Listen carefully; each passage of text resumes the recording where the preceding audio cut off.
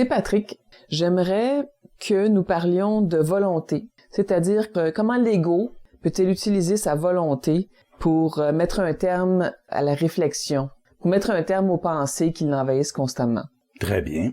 Tout simplement, l'ego peut user de sa volonté pour déclencher la colère mentale et la haine mentale, qui sont créées à même cette volonté par l'interface ou l'action conjuguée de l'ego et de l'esprit. C'est-à-dire que l'ego, avec sa volonté, décide de combattre, et ceci élève son taux vibratoire, et sa volonté étant suffisante, il fait descendre une brindille d'esprit jusqu'à lui, laquelle est instantanément transformée en colère mentale, froide, sans émotion, ou en haine mentale froide et sans émotion, et sans sentiment. OK, donc la manière de, par exemple, faire cesser le discours sans fin qui se passe dans notre tête, c'est quoi? C'est comment pouvez-vous...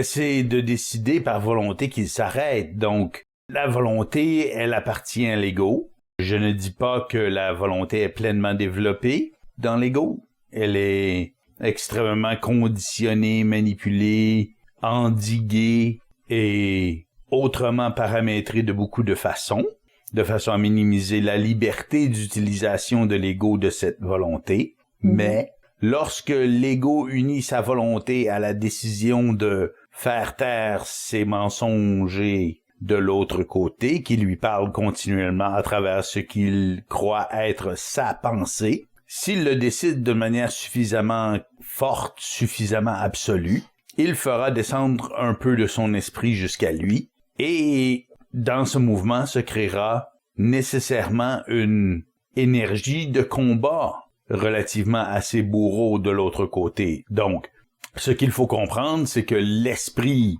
étant porteur d'intelligence, l'esprit sait que lorsque l'ego décide que cette communication puante, déguisée sous forme de « je pense », que ça doit cesser, l'esprit sait qu'une telle décision est fondamentalement intelligente. Donc, à ce moment-là, constatant que l'ego se comporte de manière intelligente, cela ouvre la porte, cela crée un unisson, si on veut, entre l'ego et l'esprit. Donc, cette harmonie, si on veut, c'est le pont par lequel l'esprit peut traverser l'espace interdimensionnel et se joindre à l'ego, parce que l'ego se sert de sa volonté d'une manière intelligente. Donc, se servir de sa volonté d'une manière intelligente et faire descendre l'esprit dans la matière, c'est la même chose. C'est une chose. Okay. Donc, on ne peut pas dire « je me sers intelligemment de ma volonté, mais mon esprit ne descend pas ». Ceci, ça serait de la fiction, parce que si on est objectivement intelligent dans notre utilisation de notre volonté, l'esprit descend. Donc, s'il ne descend pas, c'est que soit la volonté n'est pas vraiment au rendez-vous, soit ce qu'on considère objectivement intelligent ne l'est pas. Donc, les deux sont possibles, mais lorsqu'il y a décision, et lorsque je parle de décision, je veux dire non pas un vœu, non pas une résolution du jour de l'an, qu'on se dit, au fond, ça serait très bien si je faisais ceci. Après avoir bu quelques verres, on se dit ça. Et puis on oublie. Ça, c'est pas une décision. Une décision, ça réunit l'énergie qui compose l'ego dans un seul geste. Donc la volonté en est de ce fait incluse, puisqu'elle appartient à l'ego. Donc, elle est enfermée dans la matière, comme la conscience de l'humain est enfermée sur Terre, et les deux ensemble s'unissent parfaitement. Donc, si la décision est totale dans l'ego, une décision, faut que ça soit total dans l'ego. Si ce n'est pas total, c'est un vœu ou un souhait. Ce n'est pas une décision. Une décision, ça a un caractère d'implacable, de réunion de tout iota de ce qui compose l'ego dans une seule direction, dans une seule décision. Donc, si l'ego décide que ça s'arrête, cet envahissement perpétuel de son psychisme, rien ne peut l'arrêter. Parce que ce psychisme, c'est lui et c'est à lui. Donc, qui va avoir priorité sur le psychisme de l'ego? C'est un peu comme dire, si on ne m'autorise pas à me gratter le bout du nez, Non, mais on se gratte le bout du nez et c'est tout. On ne demande pas la permission à qui que ce soit. Donc, c'est la même chose pour savoir qu'est-ce qui se passe dans notre psychisme. Donc, à l'intérieur de son psychisme, l'humain a tous les pouvoirs. Donc, cette communication, elle arrive où? Dans son psychisme. Cet envahissement se produit où? Dans son psychisme. L'ego et, a fortiori, l'humain au complet a plein pouvoir sur cette juridiction. Et ayant plein pouvoir, il a la faculté de mettre un arrêt absolu à cet envahissement, mais pour ça, il faut qu'il prenne une véritable décision. Et une véritable décision, ça ne se négocie pas, c'est un absolu, si on veut. Dans le sens où c'est une union cohésive de toutes les parties de l'être dans un geste implacable. Donc, ce caractère implacable, il vient de l'union de toutes les parties et du fait que cette juridiction est sienne. OK. Donc, elle est absolument effective. Oui, effectivement. C'est tout à fait ça. Si vous parlez d'une décision, de la qualité de cette décision-là, la qualité implacable de ce type de décision, et ça me fait voir évidemment que souvent on va se dire demain je vais commencer telle chose, demain je vais m'entraîner, je vais mieux manger, je vais faire de l'exercice, etc., etc., etc. Et le lendemain arrive et on ne fait pas ces choses. Donc, il s'agit là tout simplement de vœux pieux qui ne veulent rien dire finalement. Qu'est-ce que ça a comme effet, ce pattern-là de faire ces vœux pieux puis finalement de ne pas agir en fonction de ça? Ah, question très intéressante. Donc, si on dit demain, je vais commencer à mieux manger, et puis demain arrive, et puis je suis trop occupé finalement, je n'ai pas le temps de bien manger, et on mange du McDonald's. Mais ceci, ça mine la volonté, parce que ce qu'il faut comprendre, c'est que la volonté, elle est appuyée sur le conditionnement de l'ego. Donc, elle s'appuie non pas sur le réel et son absolu, ou l'objectif, mais elle s'appuie sur tous les conditionnements de l'ego. Donc, elle est faible. Mm-hmm. Ce n'est pas la volonté en tant que telle qui est faible, mais c'est son appui. Bon. D'accord. Donc, étant appuyée sur le conditionnement de l'ego, elle est instable, fragile, si on veut, et si on n'a pas uni son ego au complet dans une décision, on aura tendance à avoir des résultats comme ça qui, eux, confirment le caractère ineffectif de cette volonté, telle qu'elle est configurée dans son appui sur le conditionnement de l'être, et renforcer chez l'ego le « je ne suis pas capable mm-hmm. »,« je n'y arrive pas ». Et ce genre de trucs sont absolument toxiques au psychisme, puisqu'ils conditionnent, encore une fois, l'ego à croire que lorsqu'il décide, et j'utilise des guillemets lorsque je mets le mot « décide » dans ces cas-là, lorsque je décide quelque chose, je ne poursuis pas la course de cette décision. Donc, j'échoue parce que je n'arrive pas à donner suite, mais je n'arrive pas à donner suite parce que je me suis conditionné en partie à croire que lorsque je décide quelque chose, ça ne donne pas suite. Mm-hmm. Donc, c'est de mauvais drap, et c'est pourquoi le conditionnement est si cardinal dans l'aventure, si on veut, psychique et psychologique de l'être, parce que si on réussit à ôter le conditionnement, et je ne dis pas le remplacer, l'affaiblir, l'adoucir, je dis bien l'ôter, et il n'y a qu'un outil, qu'une seule science qui sait faire ceci, ce n'est pas l'hypnose, et donc ôter complètement un conditionnement, et tous les conditionnements, ça devient une quête, si on veut, primordiale chez l'ego en évolution, puisque autrement sa volonté et sa conscience demeurent conditionnées par ces conditionnements. Donc, si je donne un autre exemple, j'ai fait récemment un entretien et j'ai parlé du rôle créateur de l'homme et de la femme, mm-hmm. ou du pouvoir créateur mâle et femelle, et puis il y a des gens qui ont mal réagi, pas parce que ce que je disais était incorrect ou insultait qui que ce soit, mais parce que le conditionnement de chacun relativement à ces choses était, si on veut, entrait en jeu lors de l'écoute. Donc, si je dis quelque chose et je parle d'une réalité objective, mais que les gens ont un conditionnement qui les amène à voir les choses à ce sujet d'une certaine façon, ben il y a un choc, il y a une dissonance entre le conditionnement et la réalité. Et donc, c'est pourquoi ôter un conditionnement, c'est d'une importance absolue. Parce que ce n'est que comme ceci qu'on peut libérer et la conscience et la volonté. Donc, faire taire la pensée, c'est une quête des plus nobles et des plus justifiées. Mais le problème de l'humain, c'est qu'il est trop conditionné à l'accepter et à toutes sortes d'autres choses. Donc, étant conditionné jusqu'au bout des cheveux, sa volonté a de la difficulté à être effective, puisqu'elle est appuyée sur la chimère du conditionnement au lieu d'être appuyée sur l'objectif du réel. Mais comment pouvons-nous nous en tirer à ce moment-là? Si notre volonté est tellement prise, capturée. Ce que j'ai dit, c'est que c'est difficile. Mm-hmm. Les gens ont de la difficulté à faire ceci parce qu'ils sont trop récupérés. Donc, c'est pour ça que les résolutions de début d'année s'écroulent si rapidement. C'est parce que l'humain est trop tiraillé et conditionné. Donc, s'unir à soi-même complètement et entièrement, c'est difficile pour l'humain parce que son conditionnement l'en empêche. Mais s'il a des raisons de le faire, s'il a un objectif à atteindre qu'il vise et qu'il garde le cap, à ce moment-là, l'être, il est capable d'entraîner sa capacité à, comme on dit au Québec, ramasser tout son petit change, c'est-à-dire réunir toutes les parcelles de ce qu'on peut pour s'investir dans une chose. Donc,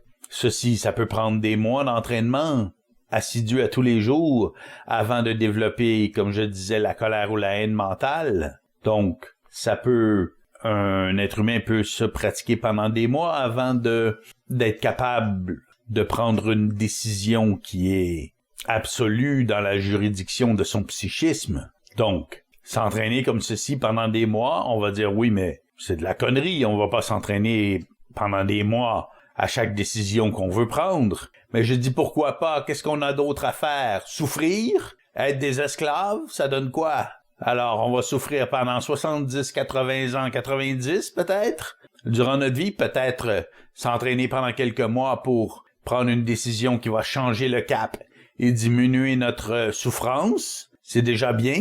Et puis, la deuxième fois qu'on a une décision importante à prendre, notre entraînement des mois précédents n'est pas perdu. Donc, ça devient de plus en plus facile de réunir toutes les parties de l'ego pour émettre la puissance d'une décision véritable à l'intérieur de l'être. Et c'est ainsi qu'on peut parvenir à arracher à l'invisible notre droit de naissance. Donc là, vous parlez d'entraîner sa volonté. D'entraîner son psychisme, la volonté, disons entraîner le psychisme parce que la volonté comme telle ne cesse pas d'exister si on ne l'utilise pas. Elle ne devient que mise en veilleuse et, si on veut, plus difficile à la conscience de mettre la main dessus et la garder bien en main lors de la décision. Donc, si la conscience est floue relativement à la volonté, on ne la dirigera pas bien. Donc, même si on a peu d'interférences et peu de conditionnement, si on a le psychisme tellement flou qu'on a de la difficulté à prendre en main sa volonté et la diriger quelque part, ben ça donnera de piètres résultats. Mais ça, c'est une autre affaire. J'essaie de bien saisir ce que vous voulez dire par prendre en main sa volonté et la diriger quelque part, sans y voir une espèce de volonté plutôt psychologique, par exemple. Pouvez-vous élaborer là-dessus? La volonté psychologique, la différence entre la volonté psychologique et la volonté réelle, c'est que la volonté psychologique, elle est simplement appuyée sur le conditionnement et les valeurs factices qui en découlent. Donc, c'est de la fiction, mais c'est la volonté de l'ego quand même. Elle est simplement appuyée sur de la fiction. Donc, cette volonté, elle est réelle, mais étant appuyée sur des nuages et des illusions, elle n'a pas de point d'appui. Donc, comme disait Archimède, donnez-moi un point d'appui et un bon levier et je soulèverai la terre. Donc, la volonté, c'est un peu un levier, Mais si elle est appuyée sur de l'illusion, on ne pourra rien soulever. Donc, c'est le problème, c'est le caractère illusoire des valeurs du psychisme très conditionné. Donc, les illusions meublant le psychisme conditionné servent d'appui. Ceci n'est pas très bon, mais donc l'entraînement de la volonté et de la conscience, l'entraînement du psychisme de l'ego à canaliser cette volonté, c'est-à-dire prendre une décision véritable, c'est un tour de force, parce que ça requiert de faire quelque chose qu'on n'a jamais réussi à faire auparavant, du moins la première fois. Donc la première fois où on prend une véritable décision, c'est habituellement lorsqu'on est prêt à tout casser, et même à se casser les os en cassant tout. Donc c'est lorsqu'on ne veut plus rien savoir, qu'on refuse tout, qu'on refuse ce qui nous est imposé, et c'est dans un tel refus que peut se déclencher suffisamment d'énergie psychique pour prendre une décision réelle, c'est-à-dire réunir suffisamment les parties constituantes de l'être pour diriger la volonté dans une direction qui est intelligente. Il faut savoir que l'esprit ne regarde pas passivement l'ego souffrir en tapant du pied et en se demandant quand il va s'éveiller. Donc, l'ego souffre, souvent pour des riens, puisqu'il souffre d'illusions, malheureusement, mais l'esprit tente de l'éveiller. Mais dans sa souffrance créée par des illusions, l'ego étant très mémoriel, il a tendance à s'habituer à la familiarité des souffrances qu'il connaît et à les préférer à des souffrances inconnues, comme la souffrance de l'intelligence qui pénètre. Donc, ceci c'est difficile pour l'esprit, et c'est pourquoi ôter le conditionnement est si important, puisqu'il permet d'ôter les référents d'habitude au psychisme et permet l'acceptation de nouveaux paramètres. En termes de prise de décision dont vous parlez, là, dans le fond, donc, ce n'est pas une décision qui est appuyée sur, évidemment, un conditionnement illusoire, donc par rapport à les vœux pieux dont on parlait un peu tout à l'heure, mais c'est plutôt une décision par rapport à je décide que j'ai fini de me faire emmerder par les pensées, par exemple. Oui. Ça peut être ça. Oui, mais ça ne serait jamais exprimé comme vous le faites. Okay. Ça serait exprimé par de grands cris, des hurlements, des coups de poing dans le mur. OK. Donc, bon, je dis des coups de poing dans le mur, des hurlements. Je ne dis pas qu'il faut hurler et que c'est ainsi que l'esprit descend. Il faut comprendre.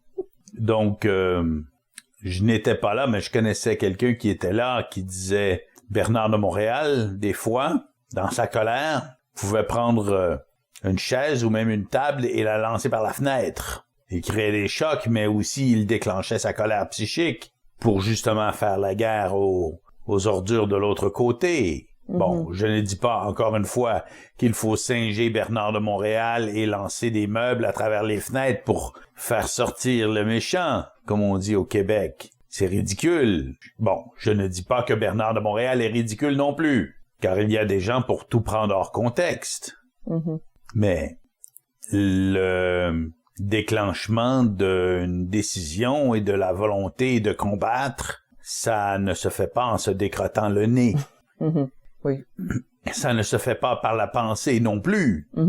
Donc c'est justement lorsque on en a tellement assez que tout éclate. Donc c'est, disons, la première fois que ça se produit dans l'être, ça sera une manifestation très éclatante. Ensuite, la personne peut s'habituer, s'entraîner, peaufiner le processus, et puis se fâcher de manière presque invisible. Et il s'agit bien là de ce que vous nommez une colère froide. Oui. Qui n'est pas si facile que ça à saisir pour la plupart d'entre nous, qui sont plutôt habitués à des éclats de colère émotifs. Oui, c'est-à-dire que cette colère, elle n'est pas localisée dans le plexus solaire, elle est localisée au niveau du troisième œil environ dans le corps. OK. Donc, un petit peu entre les deux yeux, un petit peu plus... Je dirais pas entre les deux yeux, je dirais en fait juste en haut des yeux. OK. Mais ce n'est pas à un point dans le milieu du front. Je parle de ce niveau, c'est un peu planaire, si on veut, donc plutôt sur un plan au niveau en haut des yeux un peu, OK. au niveau des tempes. C'est-à-dire que ça, c'est un plan, ce n'est pas un point ou une... OK. Mais ce n'est pas important de se focaliser sur un chakra qui sera le point focal de cette colère. C'est simplement la conjonction de la volonté et de l'esprit qui donne cette colère. Donc la volonté de combattre et l'esprit qui descend un petit peu donne cette colère qui est froide mais qui peut être très puissante. J'entends ce que vous dites. Je dois avouer que ça demeure quand même un petit peu nébuleux pour moi, mais je tenterai certainement de m'exercer, en tout cas, pour ma part, de continuer à m'exercer, enfin. Oui, donc un refus absolu de se faire envahir par les ordures de l'autre côté. Je crois que c'est l'état facile à comprendre le plus près de cette colère mentale. OK. Donc, si le refus est véritablement absolu, peut-être une fraction de seconde après, il y aura cette colère mentale qui botte le cul aux entités de l'autre côté, donc qui donne la paix. Si je comprends bien, on doit être un peu à un point où on en a vraiment assez de se faire casser les pieds. Mais vraiment, vraiment, vraiment assez. Mais oui, ce n'est pas un petit ennui qui va être suffisant pour déclencher ceci, et c'est pourquoi, d'ailleurs, j'ai déjà mentionné que la souffrance de l'évolution, elle peut être très élevée, puisque la souffrance requise pour générer ce genre de refus catégorique et absolu, elle est importante. Donc, si on n'est pas exposé à une telle souffrance, ben on ne prendra pas de telles décisions. On va être suffisamment à l'aise et content avec ce qu'on a. Donc, aujourd'hui, on peut dire que notre système capitaliste est un système d'esclavage. Mais les gens vont dire, mais non, j'ai une paye, je peux aller en vacances à l'occasion, je peux décider de m'acheter un téléphone ou, je sais pas moi... une nouvelle télé, quoi. Une nouvelle télé, ou bon, peu importe. Donc, j'ai le choix, ce n'est pas de l'esclavage. Mais je vous dirais que c'est un esclavage un peu déguisé, dans le sens où c'est vrai qu'il y a un certain confort. Nous ne sommes pas dans les plantations de coton dans les années 1700.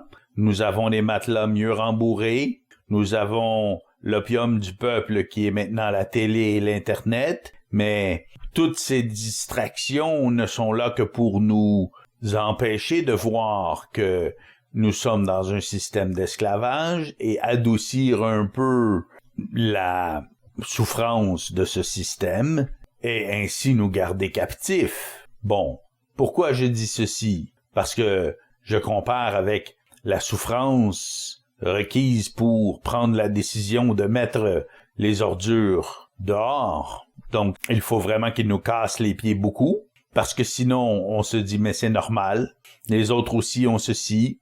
Donc, ce n'est pas si mal. Nous sommes tous dans la même galère parce qu'on est conditionnés. Encore une fois, le conditionnement qui revient. Nous sommes conditionnés à se comparer à autrui et à être normaux dans la société. Bon, alors on dit, oui, j'ai des idées de merde qui me passent dans la tête à l'occasion. Et si l'autre personne est un peu honnête, elle dira moi aussi. Et en fin de compte, tout le monde en a. Des idées de fou, de se mettre la main sur un rond qui est rouge, ou de se lancer devant un wagon de métro qui approche à toute vitesse, ou peu importe. Donc, des idées de merde qui nous pénètrent le psychisme, ça arrive fréquemment, et si on se compare, si on est conditionné à se voir en comparaison avec les autres, on dira, mais on est normal.